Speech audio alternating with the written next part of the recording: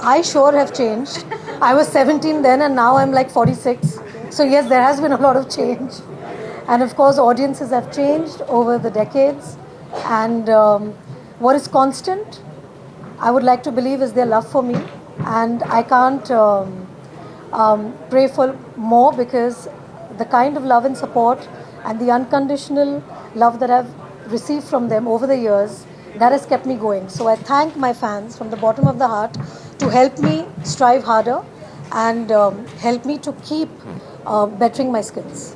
Yes, I think also the responsibility lies on the audience. The more the audience will go and see these films, the more of these films will be made. Says Adira. Yes. Ma'am, but Of course, like from time immemorial, we've seen films that Nargis ji have done.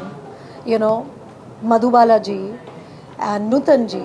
You know, they've all done films which were always very much based from the woman's point of view. So it's not as if it's the first time that something like that is happening. It's been happening through the years, through the decades. But every decade there will come a time where people will prefer a certain kind of film for some time. But it's not as if that's the thing that keeps going on. So the audiences are eclectic.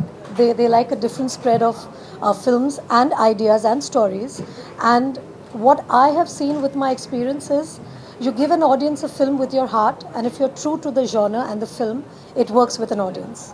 So I think it's important to always choose a script. That's what I do because I can speak for myself.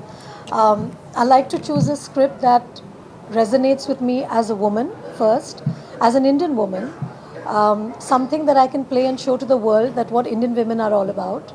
Also, a film that inspires and is aspirational, because in our everyday lives we need a story of a hero, to inspire us and to feel good about ourselves, because we also want to better ourselves, with each day. So, especially if I take Mrs. Chatterjee versus Norway, for me as a mother, it was an eye opener.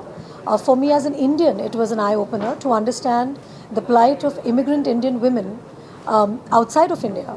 We don't get to hear such stories. We do hear of immigrant stories, but this really shook me because it was about bringing up your children.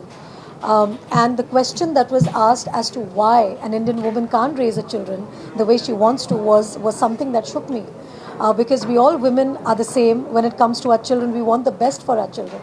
And no mother in her right mind would do anything which would be detrimental to a child's growth.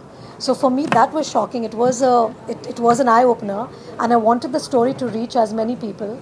And today, the fact that Mrs. Chatterjee versus Norway is nominated, my character is nominated, speaks volumes of the fact that globally the film has been accepted, and people have not only related with Devika's character, but they've also given so much love, and that's why I'm here today.